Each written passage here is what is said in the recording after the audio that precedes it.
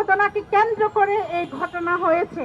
কিন্তু মজার ব্যাপার হচ্ছে এই ঘটনায় কারা বেশি ক্ষতিগ্রস্ত হয়েছে আপনারা দেখেন। আপনারা যদি দেখেন যে একজন মোটর বাইক চালকের নিহত হওয়াকে কেন্দ্র করে এই ঘটনার সৃষ্টি হয়েছে, কিন্তু আপনি যদি খেয়াল করেন, আপনারা যদি খেয়াল করেন যে সেখানে আদিবাসীরা তাদেরকে পালাতে হয়েছে, তাদের ঘর বাড়ি, তাদের দোকানপাট সব শেষ হয়েছে। তো এই জায়গায় আমি আপনাদের দৃষ্টি আকর্ষণ করছি যে মিডিয়ায় কিন্তু কোনো খবর আসেনি। আপনারাই বলেন এবং আমরাও বলি যে গত 15 বছর ধরে এই ঘটনাগুলো মিডিয়ায় আসে না। তাহলে আপনাদের কাছে প্রশ্ন করি আমি যে এখন তো স্বাধীন বাংলাদেশ, এই স্বাধীন বাংলাদেশে মিডিয়ায় এই খবরগুলো কেন আসছে না? এই প্রশ্নটা আপনাদের কাছে রেখেই আমি আমার সংক্ষিপ্ত বক্তব্য এখানে শেষ করছি। ধন্যবাদ।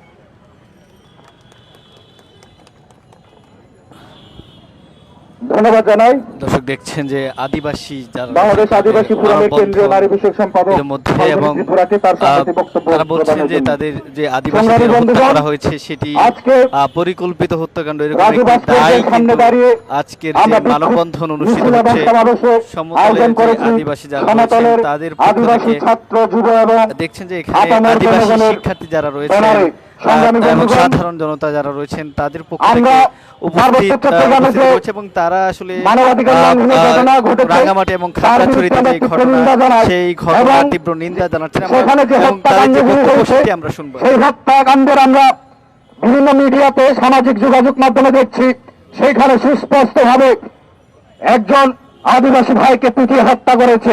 সেই ভিডিও ফুটেজগুলোকে আমরা তদন্ত করার অনুরোধ জানাই। সংগ্রামী বন্ধুগণ, এই পর্যায়ে বক্তব্য রাখবেন বাংলাদেশ আদিবাসী ফোরামের কেন্দ্রীয় সদস্য রিপন চন্দ্র বানাই।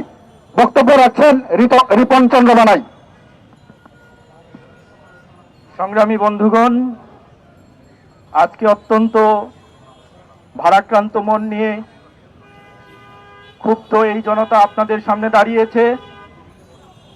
আমি কয়েকটি কথা আপনাদের সাথে বলতে চাই। অনেক কথা ইতিমধ্যে বলা হয়ে গেছে। আমি সুনির্দিষ্ট করে কয়েকটি প্রশ্ন রাখতে চাই এই রাষ্ট্র এবং এই ব্যবস্থার কাছে। সংগ্রামী বন্ধুগণ, আপনারা দেখেছেন গত 18 তারিখের পর কিভাবে পাহাড়ে আগুন জ্বলছে। সেখানে ইতিমধ্যেই আমরা জানি 4 জনকে নৃশংসভাবে হত্যা করা হয়েছে।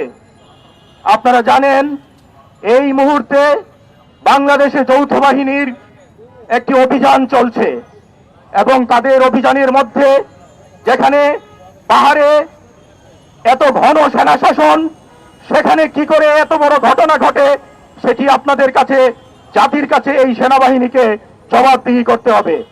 সংগ্রামী বন্ধুগণ, আপনারা জানেন বাংলাদেশের আদিবাসী ইস্যুটি একটি রাজনৈতিক সমস্যা এবং এই রাজনৈতিক সমস্যাকে রাজনৈতিকভাবেই সমাধান করতে হবে।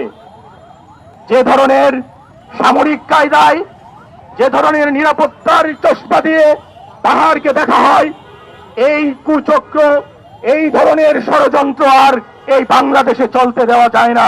সংগ্রামী বন্ধুগণ, আমরা বলতে চাই এই বাংলাদেশ একটি গণতান্ত্রিক রাষ্ট্র, তাহলে 3 পার্বত্য জেলায় কিভাবে সেনা শাসন এখনো চলছে, এটি একটি বড় প্রশ্ন। সংগ্রামী বন্ধুগণ, আপনারা জানেন রাষ্ট্র স্বাধীন হবার পর থেকে সেখানে সেনা শাসন অব্যাহত।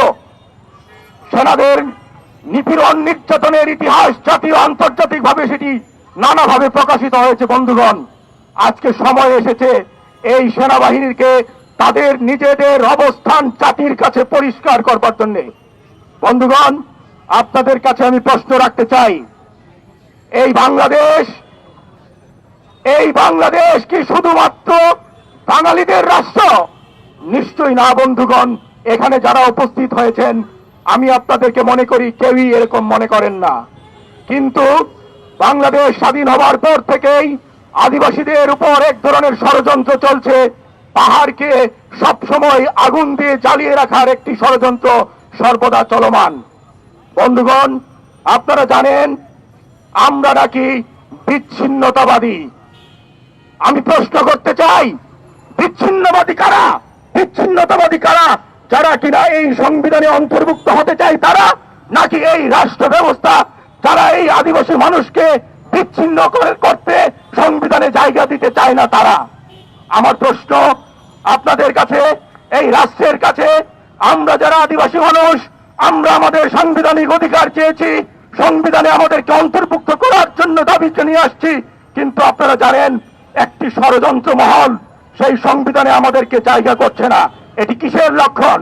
পাহাড়কে জ্বালিয়ে রাখার এটি অন্যতম একটি কারণ। বন্ধুগণ, আমি পরিষ্কারভাবে বলতে চাই, এই বাংলাদেশ গত জুলাইয়ের গণ অভ্যুত্থানের পরের বাংলাদেশ, এই সেনাবাহিনী তাদের আইনের ঊর্ধ্বে নয়। প্রিয় বন্ধুগণ, তাদের অবস্থান পরিষ্কার করতে হবে, জাতির কাছে তাদের অবস্থান জানিয়ে দিতে হবে। আদিবাসী মানুষ, আপনারা জানেন আমাদের দাবিগুলো কি। আমরা গত 1971 সালের পর থেকেই আমাদের দাবিগুলো আমরা জাতির কাছে, আপনাদের কাছে পরিষ্কার করেছি, কিন্তু আজকে সময় এসেছে তাদের কোন চিন্তা থেকে, কিসের জন্য তারা সেখানে সেনা শাসন জারি রেখেছে সেটি জাতির কাছে পরিষ্কার করতে হবে। বন্ধুগণ, আমি আমার বক্তব্য দীর্ঘায়িত করতে চাই না, শুধু এইটুকু বলতে চাই যে আমরা এদেশের নাগরিক, আমরা এদেশে স্থান চাই, আমরা বিচ্ছিন্নতাবাদী নই। সেখানে পাহাড়িদের সাথে দ্বন্দ্ব লাগিয়ে দেওয়ার জন্য আপনারা জানেন সমতল থেকে বহু মানুষকে সেখানে স্ট্যাচুলার হিসেবে স্থান দেওয়া হয়েছে, তাদেরকে ষড়যন্ত্রের অংশ হিসেবে পাহাড়িদের সাথে লেলিয়ে দেওয়া হচ্ছে। বন্ধুগণ, এই ষড়যন্ত্র এখনই বন্ধ করতে হবে। আমি আমার বক্তব্য দীর্ঘায়িত করতে চাই না, শুধু বলতে চাই বাংলাদেশের সংবিধানে যারা অন্তর্ভুক্ত হতে চায় তারা বিচ্ছিন্নতাবাদী, নাকি বাংলাদেশকে, এই বাংলাদেশের সংবিধানে যারা আদিবাসীদেরকে অন্তর্ভুক্ত করতে চায় না তারাই বিচ্ছিন্নতাবাদী? সেই প্রশ্ন রেখে আমার সংক্ষিপ্ত বক্তব্য এখানেই শেষ করছি। সবাইকে অনেক ধন্যবাদ। সংগ্রামী বন্ধুগণ, পার্বত্য চট্টগ্রামে